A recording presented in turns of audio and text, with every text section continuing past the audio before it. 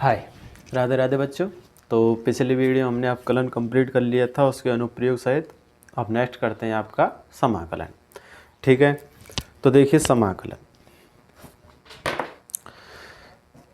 समाकलन की अगर हम बात करें तो देखो समाकलन को हम अवकलन के व्युत्क्रम के रूप में भी देखते हैं, यानी कि समाकलन जो होता है वो अवकलन का उल्टा होता है, या हम समाकलन को प्रति अवकलज के रूप में भी कहते हैं। समाकलन को हम क्या कह सकते हैं? प्रति अवकलज भी कहते हैं, या अवकलज के पूर्वक के रूप में, यानी कि अवकलज वो अवकलज का जो पूर्वक होता है वो क्या होता है? समाकलन होता है। तो इस रूप में इनकी हम चर्चा कर सकते हैं। ठीक है, प्रति अवकलज या पूर्वक कहलाते हैं। देखिए समाकलन का अवकलन के उपयोग तो आपने स्पर्श रेखा, मैक्सिमम मिनिमा, उच्चिष्ट निम्निष्ट ये सभी याद करने के लिए किए थे, लेकिन समाकलन का उपयोग आप किसी क्षेत्र का परिकलन करने या क्षेत्र का पूरा ग्राफ निकालने या किसी क्षेत्र को परिभाषित करने के लिए समाकलन का उपयोग करते हैं। देखिए समाकलन के अनुप्रयोग भी हैं, वो नेक्स्ट एक्सरसाइज में उस तरह से करते हैं, लेकिन समाकलन को निकालते कैसे हैं वो देखते हैं। देखिए समाकलन को सबसे पहले हम अवकलन के प्रति अवकलज के रूप में क्या करते हैं? निकालते हैं। ठीक है, तो सबसे पहले समाकलन को अवकलन के व्युत्क्रम के रूप में, समाकलन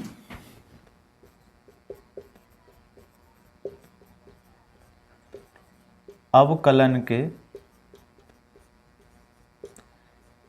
व्युत्क्रम के रूप में,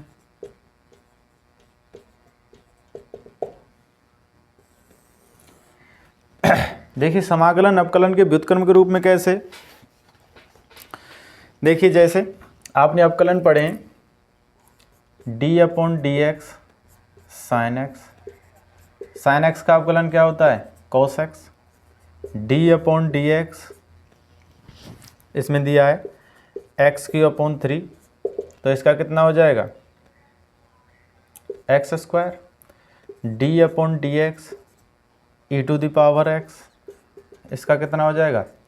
e⁻x। ये आपने अवकलन पढ़े हैं। तो देखिए ये जो है ये sin x का अवकलन है, ये x³ का अवकलन है, और ये e⁻x का अवकलन है। ठीक है, यदि हम इसी प्रकार यदि हम प्रति अवकलज की बात करें, प्रति अवकलज, देखिए आपका हमने कहा था कि समाकलन को प्रति अवकलज भी कहेंगे। ठीक है, प्रति अवकलज भी कह सकते हैं, या क्या कह सकते हैं? समाकलन भी कह सकते हैं। ठीक है, इंटीग्रेशन समाकलन। प्रति अवकलज की हम बात करें तो प्रति अवकलज x² का प्रति अवकलज क्या हो जाएगा? x³ भाई x², ये तो इसका क्या हुआ? अवकलन हुआ x³ का। लेकिन अगर हम x² के प्रति अवकलज की बात करें तो x³ cos x का प्रति अवकलज क्या होगा? sin x, और e⁻x का प्रति अवकलज क्या होगा? e⁻x। यही होगा कि प्रति अवकलज की बात करें तो cos x का प्रति अवकलज, cos x का प्रति अवकलज क्या हो जाएगा? sin x। अगर हम यहां भी बात करें x² का प्रति अवकलज,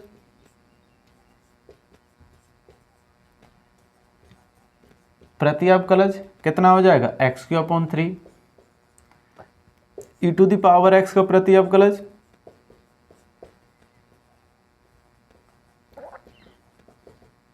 e⁻x, यानी कि अवकलन का व्युत्क्रम। ये क्या है? प्रति अवकलज विपरीत रूप में। sin x का अवकलन cos x है तो cos x का प्रति अवकलज क्या हो जाएगा? sin x। x³ का अवकलज कितना? x², तो x² का प्रति अवकलज क्या हो जाएगा? x³ e⁻x का अवकलन क्या है? e⁻x, तो e⁻x का प्रति अवकलज क्या हो जाएगा? e⁻x। ठीक है, प्रति अवकलज। अब देखिए आप जानते हैं कि किसी भी अचर का अवकलन क्या होता है? 0 होता है। किसी भी अचर का अवकलन, अगर हम इसको sin x को हम क्या लिखें? कोई भी फलन है, हम जानते हैं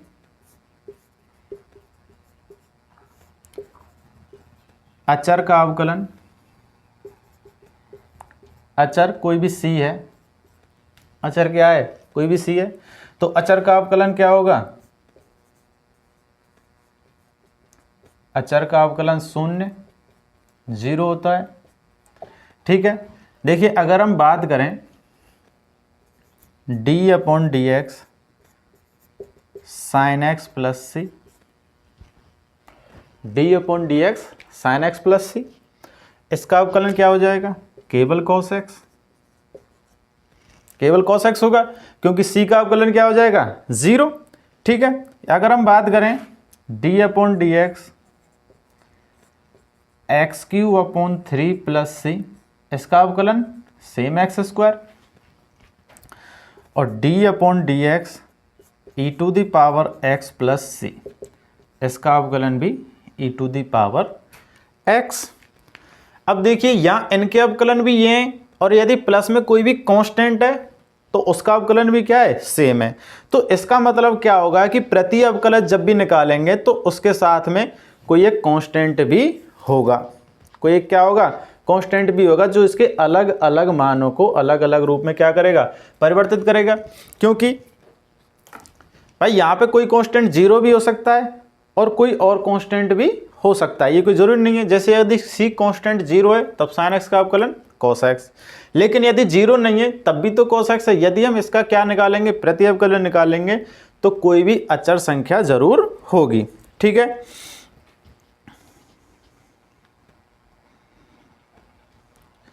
तो हम कह सकते हैं कि प्रत्येक के प्रति अवकलज, यदि हम इनके प्रति अवकलन निकालेंगे तो प्रत्येक के प्रति अवकलज अपरिमित रूप से अलग अलग होंगे, अलग अलग होंगे। क्योंकि अचर क्या हो सकता है? कुछ भी हो सकता है। अलग अलग मानों पे अचर अलग अलग आएंगे, कहीं 0 होगा, कहीं 1 होगा, तो सही वास्तविक संख्याओं में से कोई भी हो सकता है। ठीक है, तो इसे समाकलन का परिवार भी कहते हैं। जैसे cos x में ये जो समाकलन है उसका परिवार के रूप में आएगा। ठीक है, प्रति अवकलज अथवा समाकलन अद्वितीय नहीं होते। देखिए अवकलन तो अद्वितीय होते हैं, sin x का अवकलन cos x, लेकिन यदि हम cos x का यदि समाकलन निकालेंगे तो वो अद्वितीय नहीं होगा। क्या होगा? अलग अलग होगा। प्लस में क्या होता है? कांस्टेंट c होता है। जैसे कि अगर हम बात करें यहाँ पे, इसे हटाते हैं,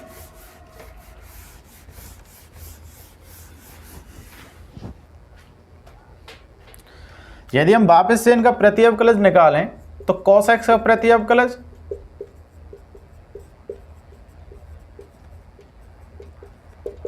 sin x प्लस सी। अब ये जो कांस्टेंट है इसका अवकलन तो ये है cos x, लेकिन cos x का प्रति अवकलज sin x प्लस सी हो सकता है। c 0 भी हो सकता है या अन्य कोई भी वास्तविक संख्या भी हो सकती है।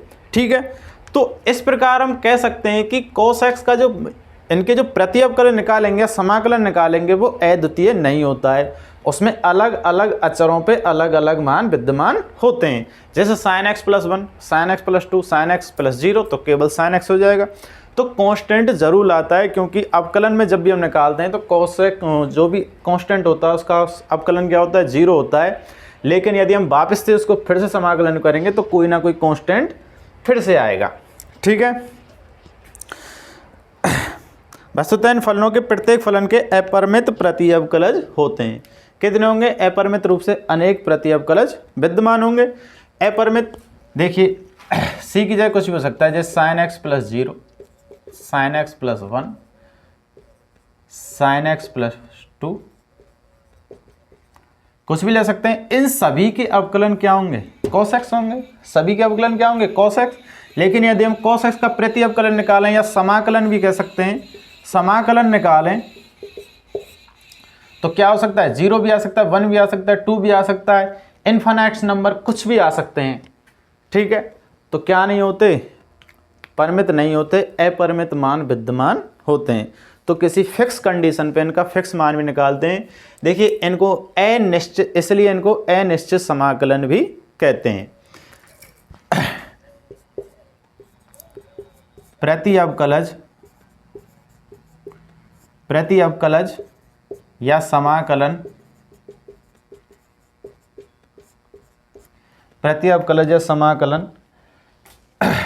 प्रत्येक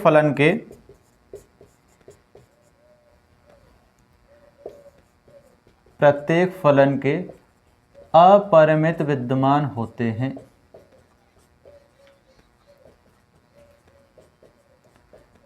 प्रत्येक फलन के क्या होते हैं, अपरिमित विद्यमान होते हैं।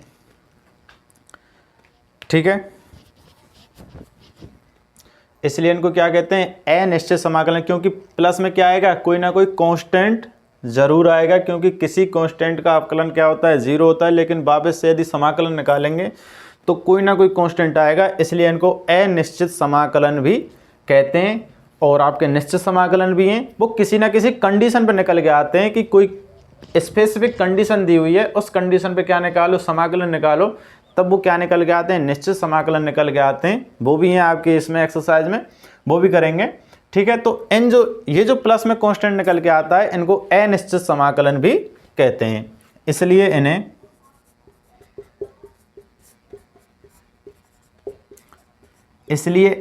अनिश्चित समाकलन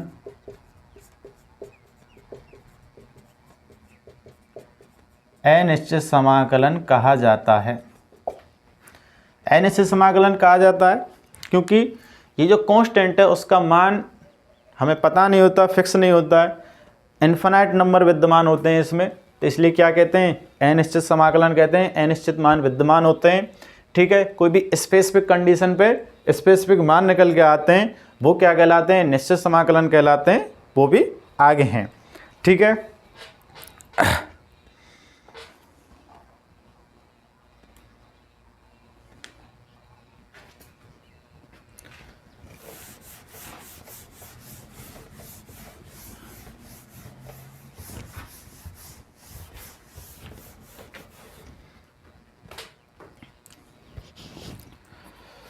तो देखिए कोई भी फलन d/dx f(x)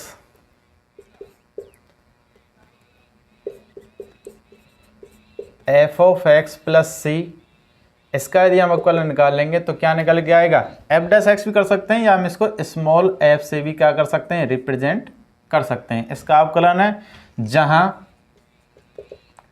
c एक स्वेच्छाचार है,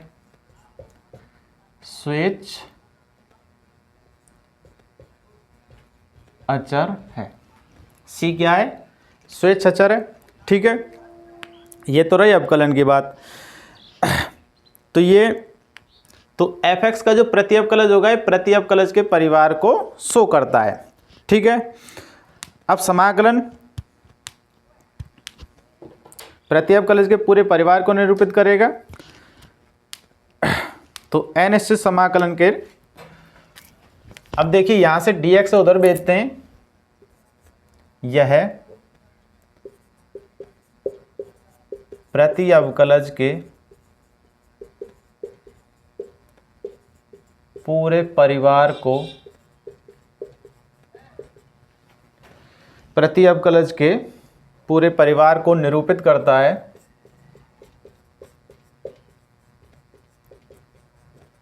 प्रति अवकलज के पूरे परिवार को क्या करता है, निरूपित करता है। इसलिए इसको अनिश्चित समाकलन कहा जाता है। अनिश्चित समाकलन कहा जाता है और इसका इसलिए इसे अनिश्चित समाकलन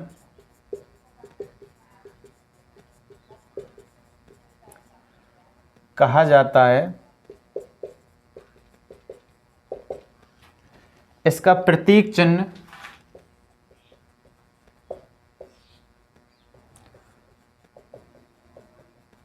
अब प्रतीक चिन्ह की बात करें तो प्रतीक चिन्ह होगा, देखिए dx को हम उधर भेजेंगे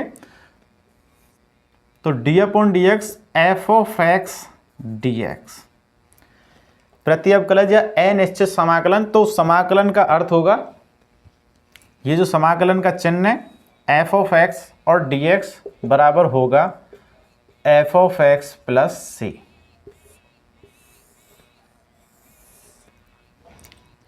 यह आपका अनिश्चित समाकलन कहलाएगा। यदि देखिए एक संकेत ये भी दिया हुआ होता है आपके में कि dy/dx बराबर f(x), यही होता है। तो हम इसको पढ़ सकते हैं y बराबर F of x d x. यदि हम इसका समाकलन निकालें, केवल y का मान निकालें, तो समाकलन F of x d x. जब भी डी एक्स को इधर भेजते हैं तो इधर कौन सा चिन्ह लगता है? समाकलन का चिन्ह लगता है। ठीक है, यदि हम दोनों तरफ क्या लें? समाकलन लें, तो समाकलन F of x d x, और ये क्या हो जाएगा? y हो जाएगा। ठीक है, अब यहाँ पे प्रतीक चिन्ह देखिए, F of x d x को केवल जो समाकलन F of x d x है, इसको हम f का x के सापेक्ष समाकलन कहेंगे। फलन f का x के सापेक्ष समाकलन। किसके सापेक्ष? x के सापेक्ष। ठीक है, देखिए यहाँ dx है तो x के सापेक्ष, यदि यहाँ dy होता तो y के सापेक्ष, dz होता तो z के सापेक्ष समाकलन करते। ठीक है, यदि और इसमें जो fx है, fx को हम कहते हैं समाकल्य। समाकल्य मतलब जिसका हम क्या कर रहे हैं? समाकलन कर रहे हैं। और इस संकेत का अर्थ है कि f का x के सापेक्ष समाकलन,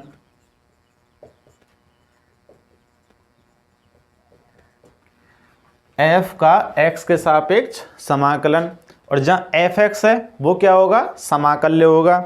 ठीक है,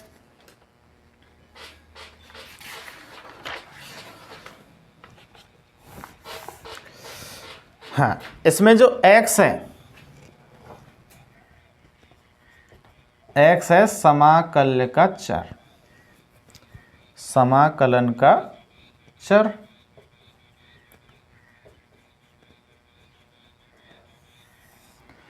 x जो है वो क्या है? समाकलन का चर, यानी कि इस चर के सापेक्ष क्या कर रहे हैं? समाकलन कर रहे हैं। ठीक है, समाकलन करना मतलब समाकलन ज्ञात करना। और भी चिन्ह, f का समाकलन, समाकलन की प्रक्रिया। ठीक है, हाँ, इन्हीं चिन्हों का आप अर्थ समझ लें कि इस चिन्ह का मतलब है कि f का x के सापेक्ष समाकलन, dx लगा हुआ है तो x के सापेक्ष समाकलन। इसको कहते हैं समाकल्य और इसको कहते हैं समाकलन का चर, क्योंकि इस समाकलन में जो चर है वो x है, इसके सापेक्ष क्या कर रहे हैं? समाकलन कर रहे हैं। अब समाकलन के कुछ सीधे ही फॉर्मूले हैं, वो आपको नोट करा देते हैं, जो कि आपको सीधे काम में लेने। ठीक है,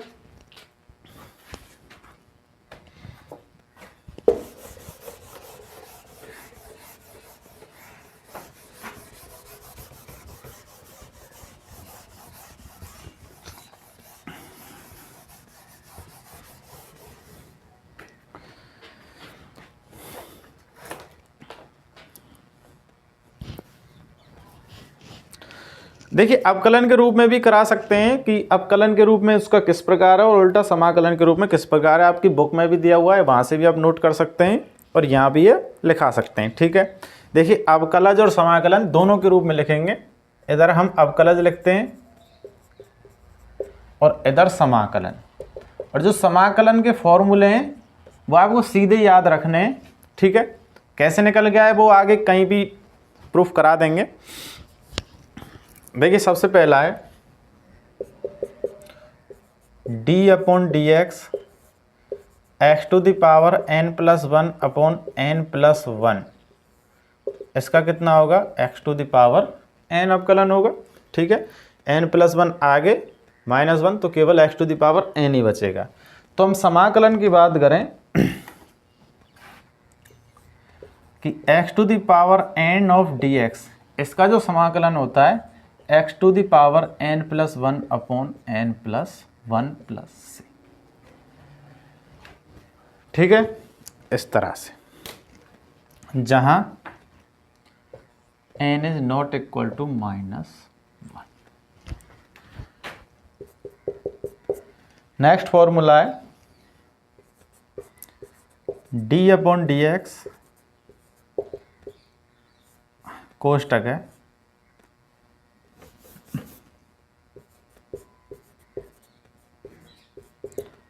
x का 1 समाकलन, यदि 1 का dx निकालेंगे तो x। थर्ड की अगर हम बात करें d upon d x sign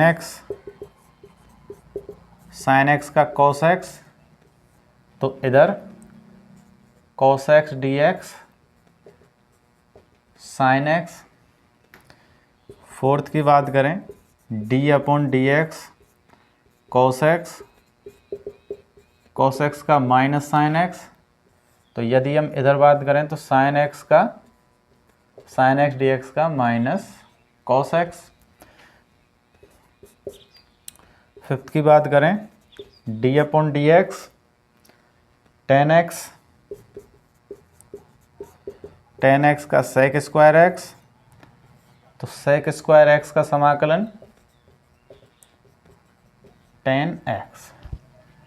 देखिए यहाँ पे ये प्लस का चिन्ह नहीं है, टी थोड़ा ऐसे ही बनाते हैं, तो आप माइंड मत करना, ठीक है। टेन एक्स नेक्स्ट ऊपर से हटा देते हैं।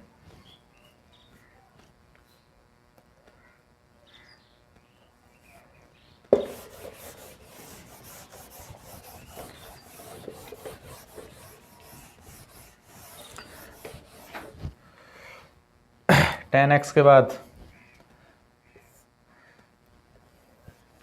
D upon d x cot x के अवकलन की बात करें तो माइनस कोसेक स्क्वायर एक्स। तो हम कोसेक स्क्वायर एक्स का यदि समाकलन निकालेंगे तो माइनस कॉट एक्स, ठीक है। D upon d x sec x का सेक एक्स टेन एक्स, समाकलन सेक एक्स टेन एक्स का sec x tan x d x plus c, कितना हो जाएगा, केवल सेक एक्स प्लस सी, ठीक है। कौन सा है आपका, चलिए हाँ नंबर एक रहने देते हैं। D upon d x cosec x का minus cosec x cot x, इधर कोसेक एक्स कॉट एक्स का d x minus cosec x plus c, ठीक है। इनवर्स फंक्शन की बात कर लेते हैं। D upon d x sine inverse x का one upon root of one minus x square. तो one upon root of one minus x square समाकलन की बात करें तो sine inverse x plus c. D upon d x cos inverse x, तो ये हो जाएगा minus one upon root of one minus x square.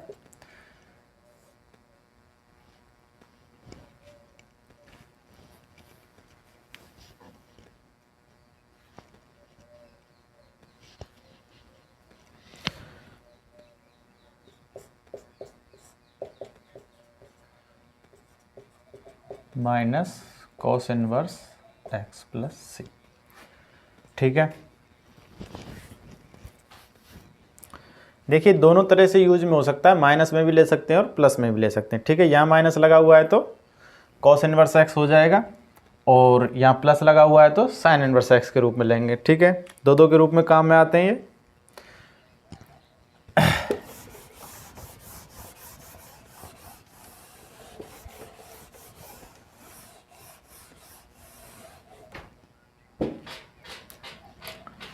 इसको आप इस तरह से भी ले सकते हैं, यदि यहाँ माइनस ये लगा हुआ है तो cos inverse x plus c का होगा, ठीक है। माइंड ना करें आप।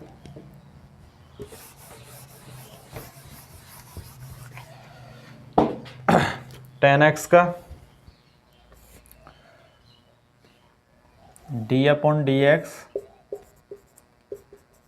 टेन इनवर्स एक्स का one upon one plus x square. तो same one upon one plus x square का डी एक्स क्या हो जाएगा, tan inverse x plus c, ठीक है। और कॉट इनवर्स एक्स का नेगेटिव होता है तो वो minus one upon one plus x square बराबर कॉट इनवर्स एक्स, ठीक है। और आपका सेक इनवर्स एक्स का ले लेते हैं यहाँ पे, d upon d x sec inverse x one upon x root of x square minus 1 यही था। तो सेम 1/x√ऑफ x square minus 1 dx sec inverse x plus c. यहाँ माइनस है तो कोसेक इनवर्स एक्स का हो जाए। कोसेक इनवर्स एक्स क्या होता है? -1/x√ऑफ एक्स स्क्वायर माइनस 1। तो यहाँ माइनस है तो कोसेक इनवर्स एक्स का, दोनों सेम ही चलते हैं। ठीक है, एक दो रह गए, d/dx e⁻x का e⁻x और e⁻x का समाकलन e⁻x प्लस सी। log x का 1/x और 1/x का समाकलन log of x plus c. ठीक है, देखिए log के बारे में कई बार चर्चा की है कि log यहाँ पे हम e आधार पे लेंगे। वैसे तो e आधार पे हम ln लेते हैं, e आधार पे क्या लेते हैं? ln लेते हैं, लेकिन अवकलन और समाकलन में हम log ही रिप्रेजेंट करेंगे, log जो कि आधार कितना है? e है। ठीक है, वैसे log जो होता है वो आधार 10 पे होता है और ln जो होता है वो आधार e पे होता है। ठीक है, और d/dx e⁻x upon log a इसका, तो इसका समाकलन e⁻x dx का e⁻x upon log e a plus c. ये तो रहे आपके सीधे जो सीधे अवकलन से समाकलन आप करते हैं। ठीक है, यदि आपको अवकलन याद है तो उल्टे उसके क्या होते हैं? समाकलन होते हैं, सीधे प्रूफ हैं। अवकलन तो आपने याद कर ही लिए हैं क्योंकि इतने सारे किए हैं, अवकलन के अनुप्रयोग के रूप में भी किए हैं, तो अवकलन तो रट गए होंगे। ठीक है, कोई ज़्यादा टफ नहीं है सूत्र याद करना, सूत्र सभी सिंपल है, केवल उल्टे करना है और कुछ नहीं है। इधर से अवकलन होता है, इधर से क्या होता है? समाकलन होता है, बस इतना फर्क है।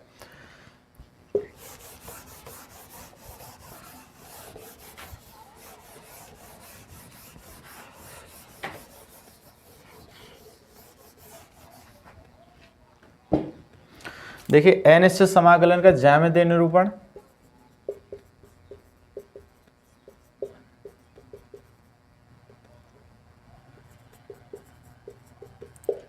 समाकलन का ज्यामितीय निरूपण।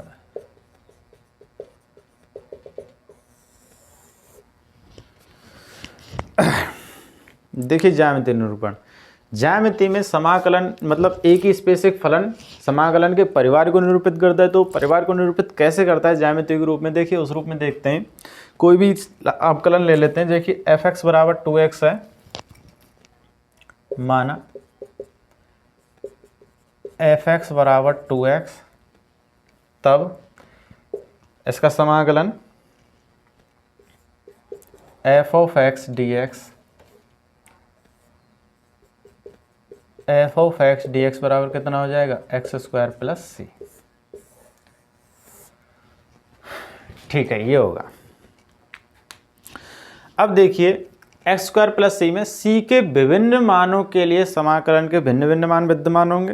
भाई 0 से लेके इन्फिनाइट और इधर 0 से लेके -इन्फिनाइट तक अलग अलग मान विद्यमान होंगे। अगर हम ज्यामिति की बात करें,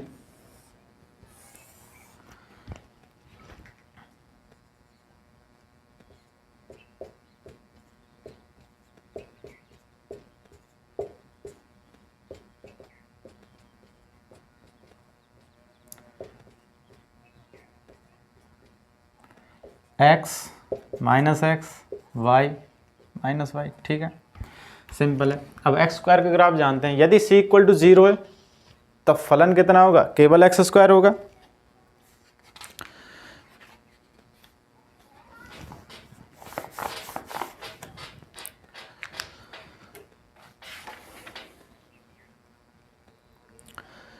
तो फिर देखिए हम f(x) dx को क्या लिख सकते हैं? y भी कहा था, तो y = x² प्लस सी के लिए।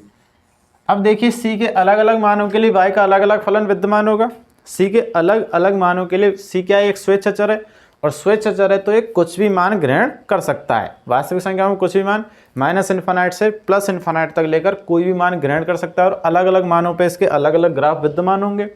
ठीक है, यदि हम c = 0 की बात करें, c = 0 पर y बराबर एक्स स्क्वायर, यहाँ से ले लेते हैं। देखिए c इक्वल टू 0 पर y बराबर एक्स स्क्वायर, अब c इक्वल टू 1 पर y बराबर x square plus 1, c equal to 2 पर y बराबर x square plus 2, c equal to -1 पर y बराबर x square minus 1, c equal to -2 पर y बराबर एक्स स्क्वायर माइनस 2।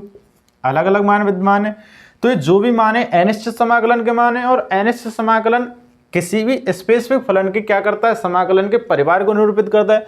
तो समाकलन के परिवार को हम ज्यामिति के निरूपण के रूप में किस प्रकार देख सकते हैं, देखिए यदि y बराबर एक्स स्क्वायर है तो इसका ग्राफ तो आपने देखा ही है,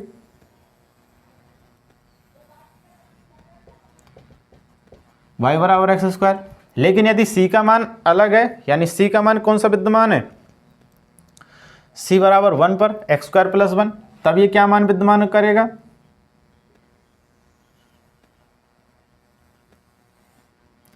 c इक्वल टू 2 है, c इक्वल टू -1 है,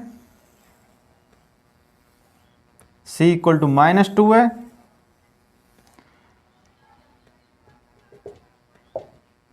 अलग अलग मानों पे अलग अलग विद्यमान होंगे।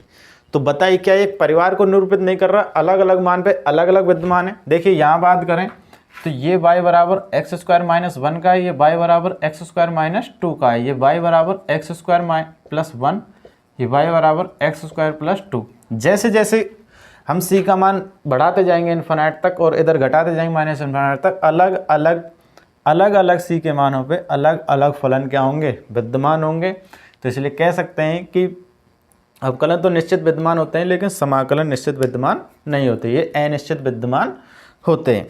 ठीक है,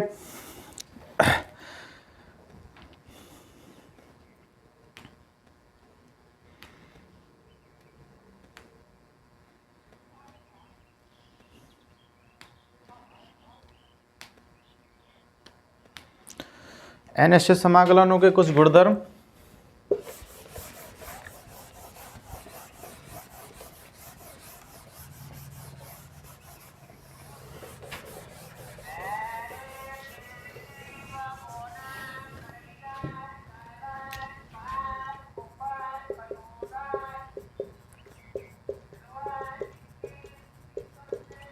समाकलनों के गुणधर्म, ठीक है। देखिए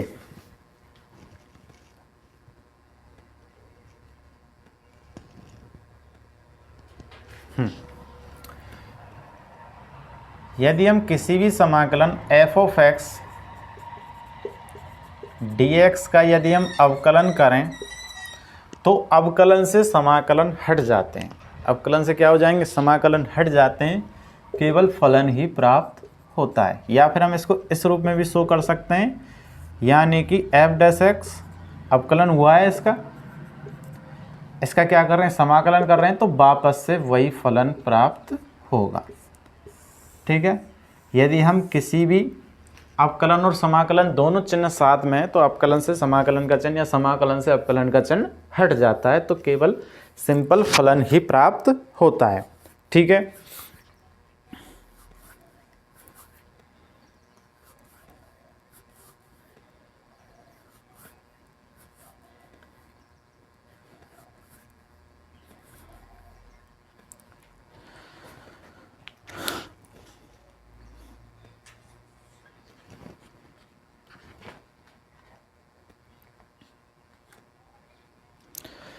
एक गुणधर्म है कि दो फलनों पर अगर एक साथ अब समाकलन लगा हो तो उसको अलग अलग समाकलन कर सकते हैं। देखिए ये तो रहा, ये यदि हम बात करें f ऑफ x और gx,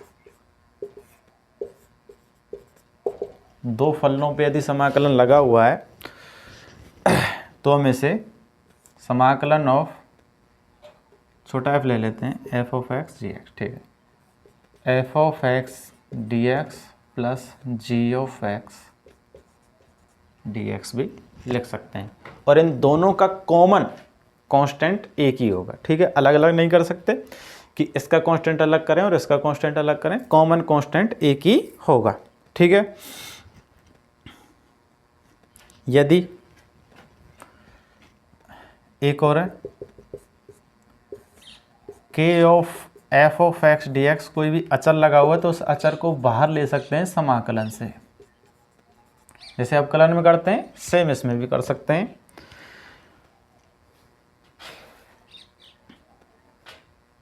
एक है कि अनंत फलन है, वो n फलन है तो उनका n बार अवकलन कर सकते हैं, जैसे कि इसमें दिया हुआ है कि फलन यदि फलन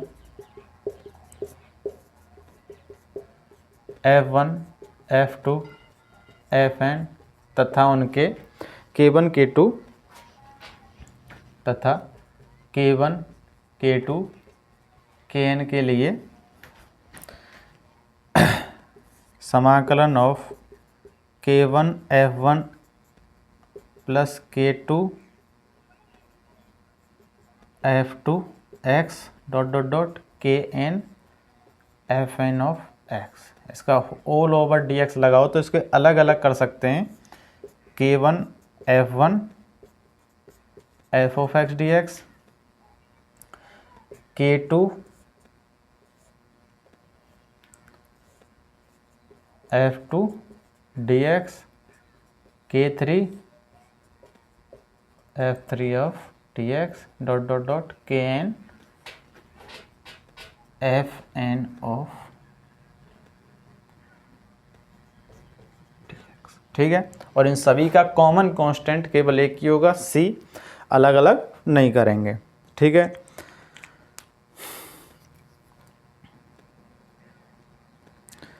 तो निम्नलिखित को समाकलन ज्ञात कीजिए। कुछ एग्जाम्पल कर लेते हैं फिर क्वेश्चन उठाते हैं।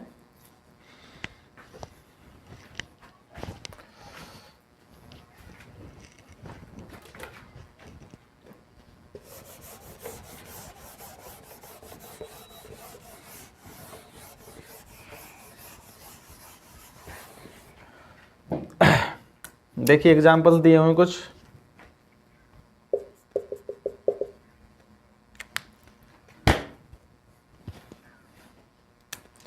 निम्नलिखित के समाकलन ज्ञात कीजिए, इसमें से एक दिया हुआ है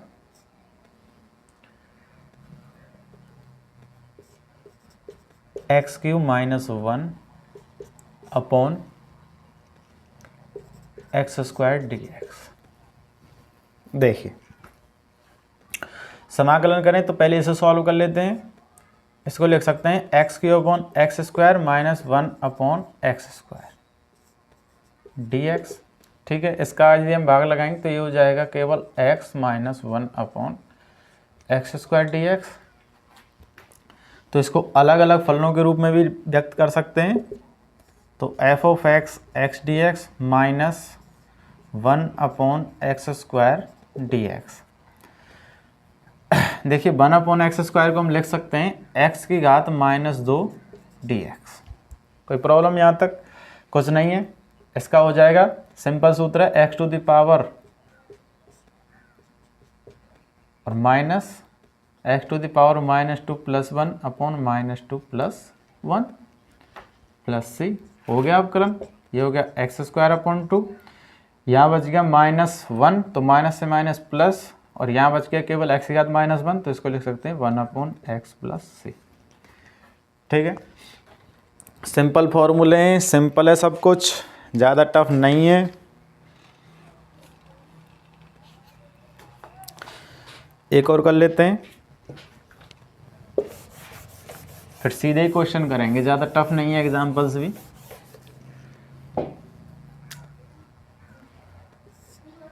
x to the power 2 upon 3 + 1 dx, यही है। अलग अलग कर सकते हैं, x² 2 upon 3 dx plus 1 dx। इसका हो जाएगा समाकलन करेंगे तो x to the power 2 upon 3 + 1 upon 2 upon 3 + 1, और इसका हो जाएगा सिंपल x प्लस c।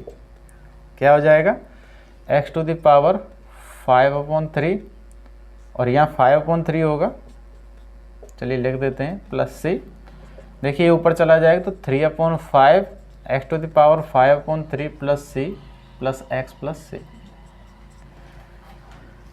ये होंगे आपके अवकलन। 2/3 है क्या?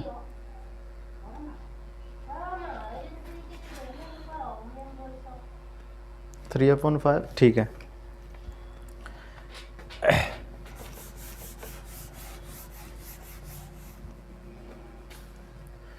नेक्स्ट लेते हैं।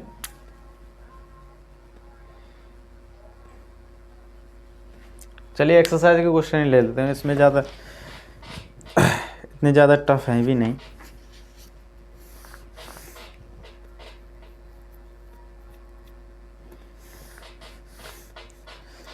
निम्नलिखित फलनों के प्रति अवकलज समाकलन ज्ञात कीजिए।